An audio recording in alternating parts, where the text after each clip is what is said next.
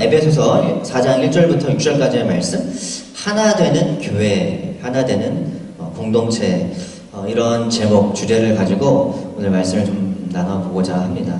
이 하나 된다라는 표현을 제가 제목에 넣었는데요. 이 하나 된다는, 하나됨, 하나라는 이 단어 자체가 이 짧은 구절 안에 정말 많이 등장하거든요. 아마 이제 우리 성경을 보면 가장 많이 등장하는 곳이 이곳이 아닐까 싶습니다. 그래서 하나 된다는 교회, 하나 되는 교회 공동체라는 이런 표현을 들으실 때 여러분께서 어떻게 생각을 하실지 모르겠어요. 당연한 거 아니야? 교회가 당연히 하나야지. 이렇게 생각을 하실 것 같습니다. 저도 그렇게 생각을 합니다.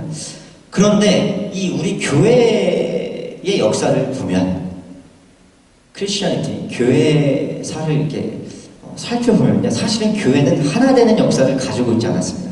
교회는 분열되는 역사를 가지고 여태까지 흘러왔습니다. 참 안타까운 역사죠. 길게는 AD 4세기 경에는 우리 쉽게 얘기해서 서방교회와 동방교회가 이렇게 분리가 되죠. 서방교회 같은 경우에는 이제 로마 가톨릭을, 오늘날의 로마 가톨릭을 얘기하는 것이고, 이 동방교회 같은 경우에는 뭐 러시아 정교회, 뭐 이집트의 콥트교, 뭐 이런 것이 이제 동방교회라고 하죠. 그렇게 분리가 되었었고, 또 중세시대에는 또 로마 가톨릭에서 지금 우리가 믿는 개신교, 프로테스탄트가 이렇게 갈라져 나오게 됩니다. 또 분열이 이렇게 일어났습니다. 현대 우리 교회를 보면 또 수많은 교단들이 있습니다. 우리는 이제 침례교니까요. 한국에 보면 기독교 한국 침례회가 있고 또 성서 침례회가 있습니다.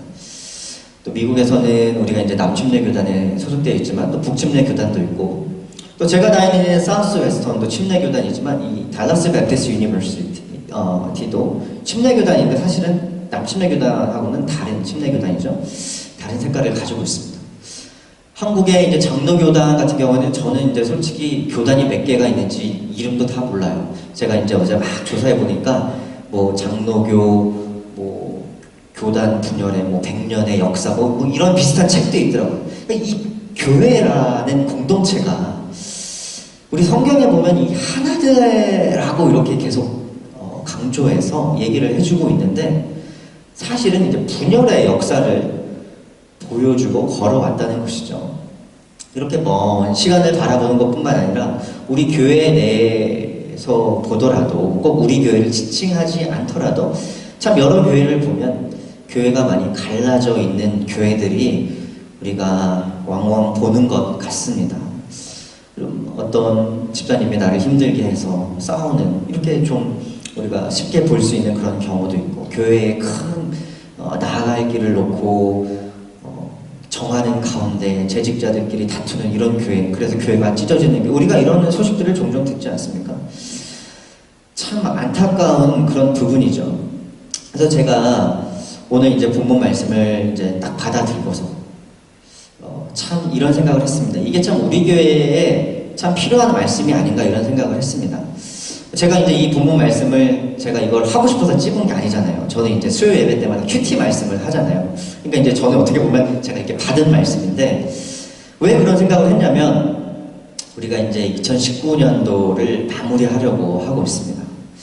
그리고 이제 2020년도에는 우리가 하나님과 더욱 교제하는 우리 교회의 어떤 그 비전을 세우고, 하나님의 음성을 듣는 훈련을 하고자 또 우리 담임 목사님께서 그런 비전을 제시하여 주셨고, 그렇게 가려고 하죠. 또 그리고 우리가 이제 교회의 새로운 예배 처소를 위해서 좀 심각하게 우리가 기도하며 마음과 생각을 모으고 있는 이런 가운데, 정말 우리가 하나님의 뜻을 딱 받아서 하나된 의지로 하나된 뜻을 딱 보고, 그 다음에 교회 처소를 정하는 데 있어서도 한 마음으로 우리가 우왕좌왕하지 않고 딱 힘있게 2020년을 오픈을 했으면 좋겠다, 이런 마음이 이 말씀을 보면서 그런 생각들이 들고 마음에 그런 마음이 들었습니다. 그래서 이 말씀을 돌아보면요, 이 신약시대 초대교회에도 이 분열이 있었던 것 같아요. 많이 있었던 것 같아요. 예를 들면 이런 예를 들 수 있겠죠. 유대인과 이방인들 사이에 어떤 그런 분열들이 있었었고, 그 다음에 이제 남성과 여성의 어떤 직분과 그런 남성과 여성에 대한 이해가 달라서 교회 내에서 말들이 나오기도 했고, 그 다음에 참 선지자와 거짓 선지자를 구별하지 못하고 우왕좌왕하다가 교회에 분열이 일어나기도 했고, 이러한 모습들이 사실은 초대교회에서도 있었던 현상들이죠. 그래서 오늘 본문 말씀의 사도 바울은 여러 가지 그런 것들을 많이 봤겠지만, 특별히 예배소 교회를 통해 하나가 돼야 된다. 교회 공동체, 교회 다니는 사람, 예수 믿는 사람들은 하나 된 공동체의 모습들을 보여줘야 되는데, 그것을 어떻게 보여줄 수 있을까라는 것을 우리에게 말씀을 통해서 전해주고 있습니다. 특별히 오늘은 그래서 저는 어떻게 하면 하나된 공동체로 나아갈 수 있을까에 대해서 조금 더 집중을 하고 싶어요. 왜 하나된 공동체를 나타내야 되는가 보다는, 왜냐면 그건 너무 분명하니까요. 교회는 하나된 공동체야만 하니까 어떻게 하면 우리가 하나된 공동체로 나아갈 수 있을까, 이런 고민들을 좀 해봤으면 좋겠습니다. 그래서 오늘 본문 말씀은 이렇게 시작을 합니다. 본문 말씀 1절은 이렇게 시작을 하죠. 그러므로 주님 안에서 갇힌 몸이 된 내가 여러분에게 권합니다. 이렇게 시작을 합니다. 그러므로 라고 시작을 하고 있어요. 무슨 얘기냐? 여러분, 어떤 것의 결과로 그러므로 따라서 그 다음에 어떤 설명을 우리에게 해주고 있습니다. 바울이. 그래서 4장 1절 이전에 나왔던 어떤 얘기들이 있었겠죠. 우리가 그러한 것들을, 그 내용들을 좀 알면 좋을 것 같습니다. 그것을 바탕으로 우리 사도 바울이 지금 4장의 얘기를 해주고 있기 때문에. 여러분, 에베소서를 보면 크게 두 부분으로 나눌 수가 있습니다. 1장부터 3장까지는 쉽게 말씀드리면 이론을 얘기해주고 있습니다. 이론. 그 다음에 4장부터 6장까지는 적용과 실천을 얘기해주고 있어요. 그래서 1장부터 3장까지 이론을 막 얘기해주고, 바울이 4장부터 6장까지 그러므로 그 이론을 바탕으로 해서 이렇게 사십시오, 이렇게 얘기를 해주고 있는 것이죠. 자, 그러면 1장부터 3장까지 무슨 얘기를 해주냐? 예수 그리스도의 사역에 대해서 얘기를 해주고 있습니다. 예수님께서 어떠한 사역을 해주셨는지. 그래서 여러분이 혹시 성경에 있으면 이렇게 펴보시면 아시겠지만, 예수 그리스도께서 이 땅에 오셔서 십자가에 달려 돌아가시고, 그 달려 돌아가신 의미가 뭘까? 이런 것들을 얘기해주고 있거든요. 예를 들면 2장에서 예수님께서 십자가에서 달려 돌아가신 것은 우리가 죄인이었기 때문에 하나님과 분리되어 있지만, 십자가가 하나님과 우리를 하나로 만들어줬다, 이런 얘기를 해주고 있습니다. 그게 1장과 2장에서 얘기해주고, 3장에서 또 무슨 얘기를 해주냐면, 그래서 은혜 받은 사람들이, 우리가 이제 예수 그리스도 십자가의 능력을 믿으면 우리가 구원을 받고 그 은혜를 받았잖아요. 그 은혜 받은 사람들이 무엇을 해야 하는가라는 거에 대해서 조금 더 얘기를 해주고 있는데, 제가 3장 1절부터 3절까지를 좀 읽어보도록 하겠습니다. 그러므로 이방 사람 여러분을 위하여 그리스도의 일로 갇힌 몸이 된 나 바울이 말합니다. 이 갇힌 몸은 이제 바울의 갇힌 걸 얘기하죠. 감옥에 갇힌 걸 얘기하죠. 하나님께서 여러분을 위하여 일하도록 나에게 이 직분을 은혜로 주셨다는 것을, 직분을 줬대요. 무슨 일을 하긴 해야 돼요. 여러분이 이미 들었을 줄 압니다. 여러분께서 나에게 하나님께서는 나에게 그 비밀을 계시로 알려주셨습니다. 무슨 일을 하긴 해야 되는데 그걸 이제 비밀이라고 얘기하죠. 그것은 내가 이미 간략하게 적은 바와 같습니다. 무슨 일을 하긴 해야 돼요. 근데 그게 이제 비밀이죠. 그 비밀이 뭐냐면 3장 6절에 이렇게 나와 있습니다. 그 비밀의 내용인즉 이방 사람들이 복음을 통하여 그리스도 예수 안에서 유대 사람들과 공동 상속자가 되고 함께 하나, 한 몸이 되고 약속을 함께 가지는 자가 되는 것입니다. 복음을 받았잖아요. 그러면 이제 복음을 전하고 복음을 나눠서 하나의 공동체가 되게 하라 라고 하는 것이 바로 은혜 받은 자들의 직분, 사역이라는 것이죠. 여러분, 그래서 우리가 교회가 하나된 모습으로 나아가려면 바로 이것입니다. 첫 번째로 우리는 이 교회 안에 계속적으로 복음이 전파되고 고백되고 나눠질 수 있도록 해야 돼요. 이게 되게 당연한 얘기 같지만 정말 중요한 얘기입니다. 여러분, 교회 안에요, 죄송하지만 별의별 사람들이 다 옵니다. 별의별 사람들이 다 와요.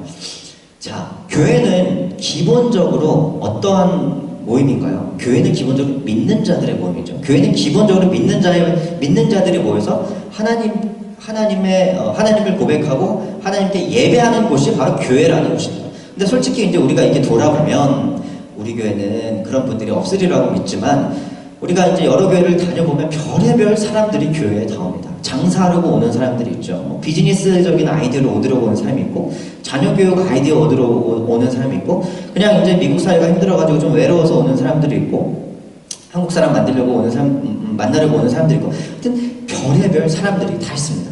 그렇지 않습니까? 근데 뭐 그렇다고 제가 여러분에게 교회는 믿는 자들의 모임이니까 그런 사람들 다 쫓아내자 이렇게 얘기하는 것은 아닙니다. 우리가 때로는 그런 사람들을 잘 구분해내기 힘들 때도 있습니다. 속이고 오니까.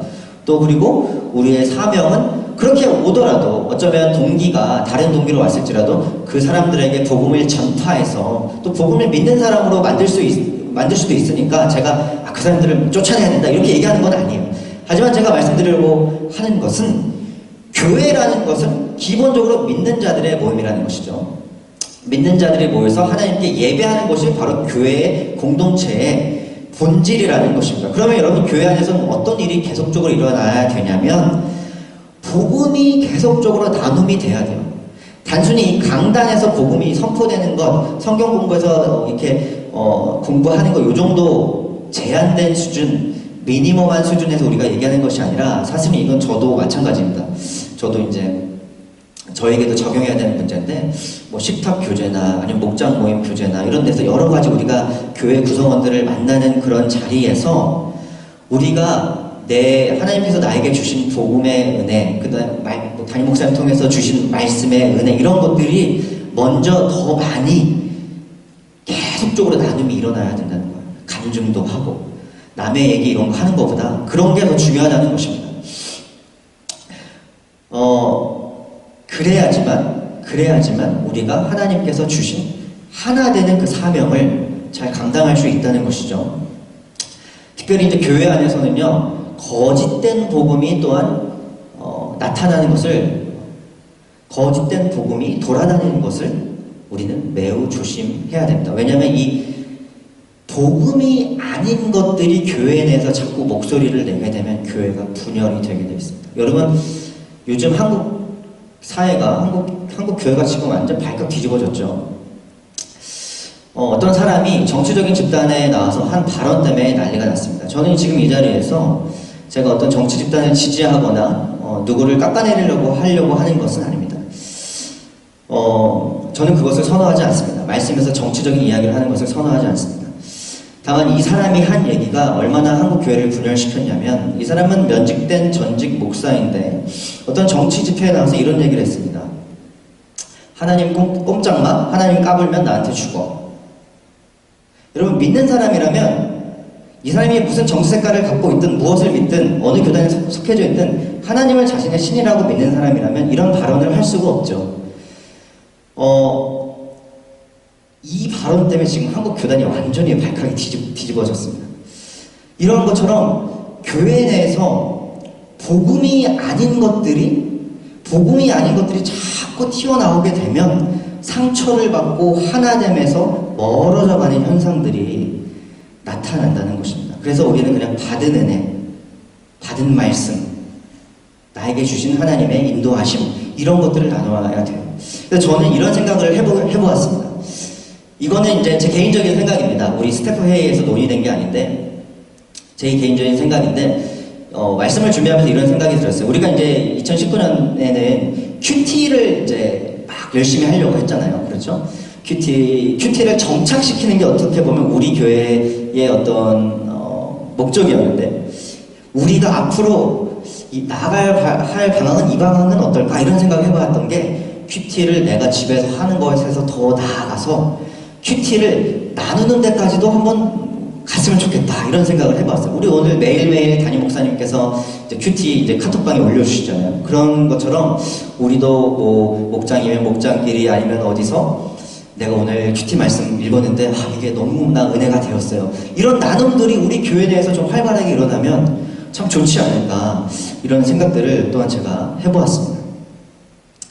복음이 계속적으로 고백되고 나누어져야 한다. 이러한 말씀이죠. 그런데 우리가 어떻게 보면 복음이 고백되고 나눠져야 된다. 이게 좀 원론적인 얘기입니다. 교회에 복음이 아닌 것이 드러나면 안 된다. 원론적인 얘기입니다. 그럼 어떻게 가장된 거짓된 복음이 나타나는 것을 우리가 알 수 있을까? 또 어떻게 우리가 복음이 우리 안에 충만한 것을 어떻게 표현해 나갈 수 있을까? 어떻게 우리가 발현할 수 있을까? 라는 질문이 있을 수 있습니다. 그것은 바로 4장 2절과 3절에 나와 있습니다. 겸손함과 온유함으로 깍듯이 대하십시오. 오래 참음으로써 사랑으로 서로 용납하십시오. 성령이 여러분을 평화의 띠로 묶어서 하나가 되게 해주신 것을 힘써 지키십시오. 겸손함, 온유함, 깍듯이 대함, 오래 참음, 사랑, 용납 이런 것이 있으면 교회 안에 평화가 있다는 것입니다. 분열되지 않는다는 것이에요. 여러분 이러한 여러 가지 지금 말씀드린 요소들이 우리가 많이 들어왔던 것입니다. 우리 기독교인들은 뭐 성령의 열매나 뭐 이런저런 성경의 여러 구절에서 많이 들어봤는데 알고 있죠. 근데 사실 행하기가 쉽지 않은 것 같습니다. 그러니까 자꾸 교회에 우리가 때로는 분열을 보게 되는 것이죠. 자, 왜 이것을 행하기가 어렵냐? 이러한 질문은 첫 번째로 돌아가요. 교회의 복음이 더 충만해야 돼요. 그럼 이것을 행할 수가 있어요. 무슨 얘기인지 말씀을 드릴게요. 자, 여러분, 제가 이제 이렇게 한번 말씀을 드려볼게요. 우리 홍석인 담임 목사님 제가 담임 목사님을 예로 들어 죄송합니다. 우리 홍석인 담임 목사님은 참 겸손하신 분이십니다 라고 얘기하면 이게 좋은 표현인가요? 좋은 표현이죠. 그렇죠? 근데 제가 그리스 로마 시대에 우리 홍석인 목사님은 참으로 겸손하신 분이십니다. 그러면 이것은 욕이었습니다. 어떤 면에서. 왜냐면 그리스 로마 시대에 지금 이 바울이 이 서신서를 적고 있는 이 시대에 어떤 사람을 겸손하다 그러면 이 사람을 어떻게 바라보는 거냐면 이 사람을 노예처럼 바라보는 겁니다. 어떤 것에 되게 굴복하고 굴종하고 자신감과 자존감이 되게 낮은 그런 노예와 같이 부정적으로 얘기하는 것이 바로 겸손하다는 표현이었어요. 근데 이 똑같은 단어를 초대교회 사람들은 어떻게 받아들였냐면 겸손함을 이렇게 이해했습니다. 여러분 겸손함이 뭔지 잘 들어보세요. 제가 이제 홍석인 목사님께서 이제 초대교회에 계십니다. 우리 홍석인 담임 목사님이 참으로 겸손하십니다 라고 얘기하면 이것은 이러한 뜻을 갖고 있어요. 홍석인 목사님은 자기 자신을 바라보실 때 하나님이 홍석인 목사님을 바라보시는 것처럼 자기 자신을 바라보세요. 그냥 무작정 낮아지고 남에게 굴종하고 굴복하고 머리 조아리는 게 아니라 하나님이 나를 바라보는 관점으로 내가 나를 바라본다. 이게 겸손함이라는 것입니다. 그러면 하나님은 전지전능하고 무소불위, 하나님은 주인, 나는 하나님의 종. 이러한 어떤 주종의 관계가 성립되었지만 하나님께서는 우리에게 무조건 비굴하게 행하라고 그렇게 말씀하지 않으시잖아요. 사랑으로 우리의 관계를 감싸주시지 않습니까? 그러니까 나는 하나님을 주인으로 모시지만 나는 자존감이 있고 떳떳하게 신앙생활 할 수 있는 것 아니겠습니까? 다른 요소들도 마찬가지입니다. 예를 들면 젠틀한 것들, 겸손함과 온유함, 깍듯이 대함 이런 것도 마찬가지입니다. 하나님의 주권 안에서 다른 사람과 관계를 합니다. 하나님의 주권 안에서. 그래서 제가 홍석인 목사님에게 온유하게, 젠틀하게 대할 때 그냥 나의 기준대로, 나의 마음대로, 나의 감정대로 대하면 항상 온유할 수가 없습니다. 왜냐하면 내가 기분이 나쁘면 좀 덜 온유합니다. 내 기분에 따라 사람을 대하는 게 달라져요. 근데 하나님의 주권 아래서 저와 홍 목사님, 저와 다른 분의 관계를 바라보면 하나님의 큰 그림을 볼 수 있으니까 나의 감정에 크게 흔들리지 않는다는 거예요. 여러분 오래 참음도 마찬가지입니다. 그냥 무식하게 참는 게 아니에요. 오래 참음이라는 덕목은 하나님의 때를 기다리는 것입니다. 그게 바로 오래 참음이라는 것입니다. 그래서 제가 앞서서 말씀드렸잖아요. 이러한 요소들이 우리 크리스천들이면 다 행해야 되는 건 아닌데 왜 안 되냐? 그러면서 뭐라고 말씀드렸죠? 첫 번째, 복음이 중요하다고 말씀드렸잖아요. 또 복음이 충만한 사람들은 이러한 것들이 나오는데 어떻게 나오냐면 기본적으로 다른 사람들과 성도의 교제 가운데서 하나님의 관점으로 다른 사람과 나를 관계 맺으려고 합니다. 홍 목사님과 제가 관계 맺을 때, 사모님과 관계 맺을 때, 이렇게 관계 맺을 때 그냥 나의 감정대로 관계를 맺는 것이 아니라 하나님의 관점으로 이 관계를 바라보려고 해요. 하나님이 나를 어떻게 바라보시나, 하나님이 목사님 어떻게 바라보시나, 사모님 어떻게 바라보실까, 이 집사님 어떻게 바라보실까, 이렇게 하나님의 관점으로 관계를 맺으려고 합니다. 그렇게 되면 교회에 하나됨이 보여진다는 것이죠. 하나됨이 보여진다는 것입니다. 그래서 우리 안에 복음의 충만한 고백이 있는 가운데, 복음의 충만한 일하심이 있는 가운데, 성령의 충만한 일하심이 있는 가운데 그러한 관계들을 세워나가야지만 하나된 관계로 우리가 하나된 교회 공동체로 세워나갈 수 있다는 것입니다. 여러분, 마지막으로 우리는 하나됨을 위해서 무엇을 해야 되느냐? 사도 바울은요, 오늘 본문 말씀에서 하나된 교회의 모습, 하나된 교회 공동체의 모습의 증거가 어떻게 나타날 수 있는지 얘기를 해주고 있는데, 그것은 무엇이냐면 바로 5절에 나와 있습니다. 제가 5절을 읽도록 하겠습니다. 주님도 한 분이시요 믿음도 하나요, 침례도 하나요. 무슨 얘기냐면, 여러분, 예수 그리스도를 영접하고 믿고 하나된 주, 하나된 하나님을 믿으면 여러분 침례를 통해서 그 믿음을 고백을 해야 된다고 이렇게 얘기를 하고 있습니다. 여기서 말하고 있는 침례는 바로 침수 침례를 얘기하고 있습니다. 제가 아는 학자들, 제가 찾아본 모든 학자들은 다 침수 침례를 얘기하고 있어요. 물에 완전히 들어갔다 나오는 침례를 얘기하는데요. 여러분, 이 침례의 의미가 무엇입니까? 공동체 앞에서, 대중 앞에서 공개적으로 내가 그리스도와 연합하여서 물속에 완전히 들어갔을 때 내가 죽었고 물속에서 나왔을 때 그리스도와 연합하여서 내가 부활하였다 라고 대중 앞에서, 공동체 앞에서 내가 그렇게 고백하는 것이죠. 나는 죽고 그리스도로 사는 삶을 고백하는 것이 바로 침례입니다. 근데 바울은 이 침수 침례가 공동체가 하나됨을 나타내는 강력한 증거라고 얘기를 하고 있습니다.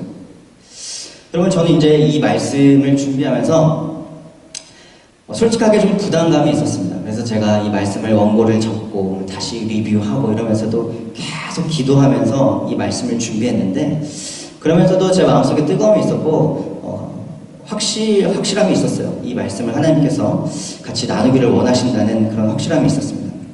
그래서 저는 이 자리에서 좀 두렵지만 떨리지만 강력하게 이 말씀을 여러분에게 드리고 싶은데, 여러분, 저는 우리 교회의 룰을 부정하는 것이 아닙니다.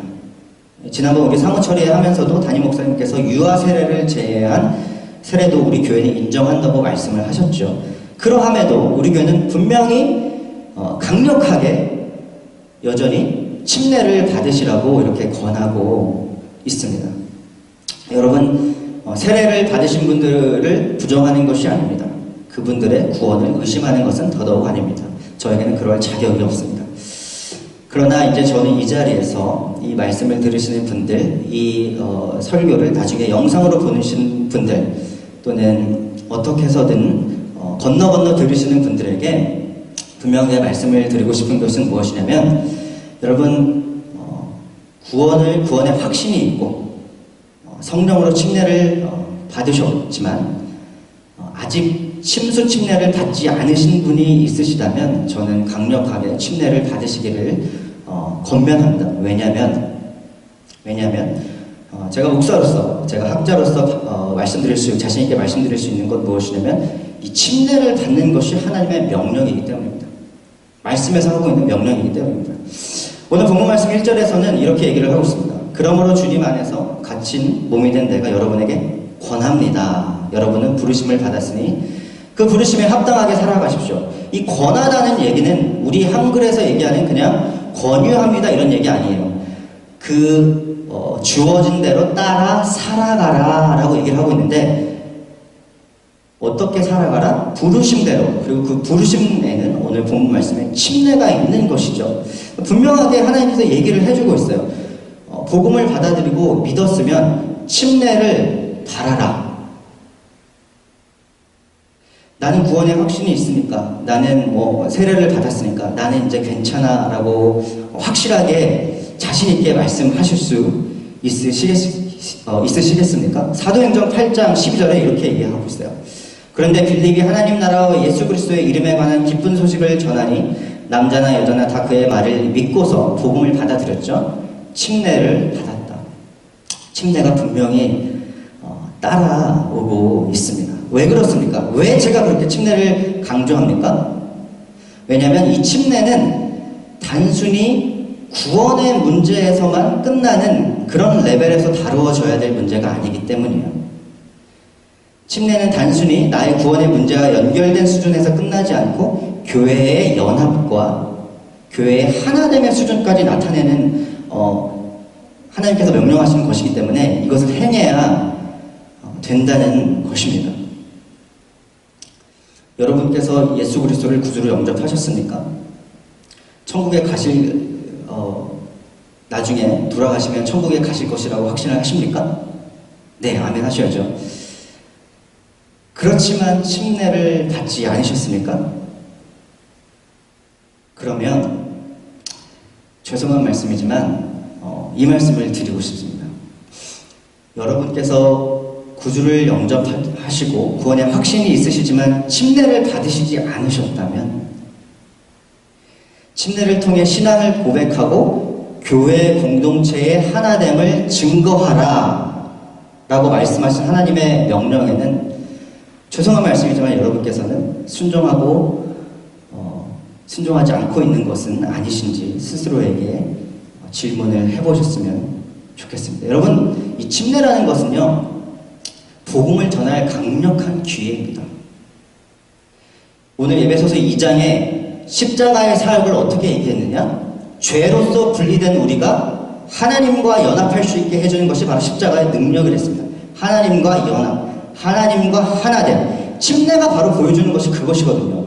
내가 예수 그리스도와 연합해서 죽었다 다시 살아났다.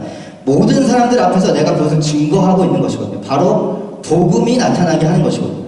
교회 안에. 그래서 침례가 중요한 것입니다. 그냥 나는 맞습니다. 여러분, 침례가 구원을 보장하지 않습니다. 이것은 공동체의 앞에서 나의 고백입니다. 하지만 이것은 복음의 증거입니다. 침례를 통해서 교회의 하나됨을 증거하라.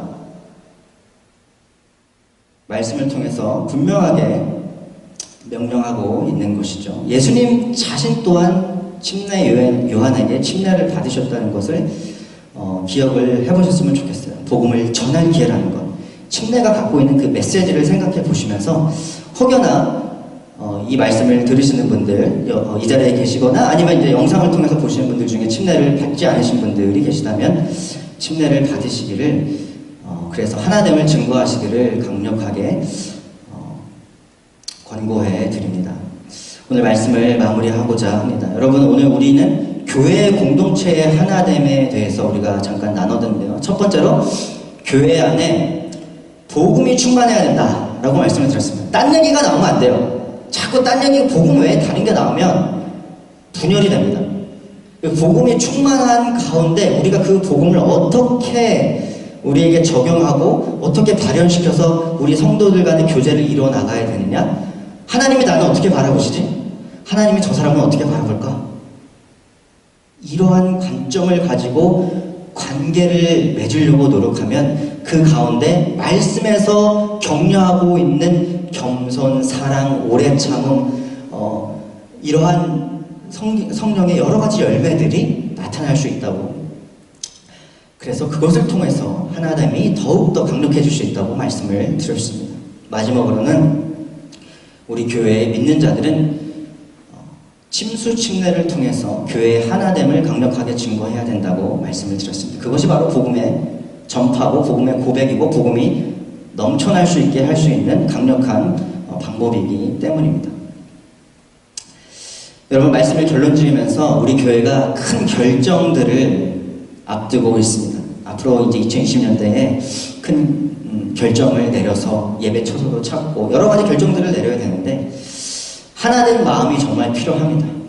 우리가 그리고 하나된 귀로서 하나님의 말씀을 듣는 것이 필요합니다. 그렇지만 너무 우리가 부담을 갖지 않고 힘들게 생각하지 않았으면 좋겠습니다. 그 이유는 바로 4장 3절에 있습니다. 성령이 여러분을 평화의 띠로 묶어서 하나가 되게 해주신 것을 힘써 지키십시오. 여러분, 힘써 지키라고 합니다. 무슨 얘기냐? 여러분, 우리가 복음을 받고 구원받은 자들의 모임이 바로 이 교회, 행복한 교회라면 하나됨이 벌써 왔다는 것입니다. 그러니까 지키라고 하죠. 하나됨을 만들라고 하고 하나됨을 시작하라고 하고 이러지 않고 하나됨을 지키라고 합니다. 이미 주어졌다고 합니다. 여러분, 우리에게 하나됨이. 그러니까 우리가 너무 힘들어하지 말고 부담을 갖지 말고 하나님께서 우리에게 이미 주신 것을 감사함으로 우리 교회의 하나된 모습들을 점점 그리고 더욱더 많이 우리가 보여줬으면 좋겠습니다. 아멘이시죠? 여러분, 이러한 역사가 우리 안에 있었으면 좋겠습니다. 그래서 우리 2020년에는 정말 우리가 하나된 교회로서 강력하게 하나님의 뜻을 이루어가는 그런 교회가 되기를 그런 저와 여러분이 되기를 예수 그리스도의 이름으로 축원합니다. 아멘. 감사합니다. 제가 기도하겠습니다.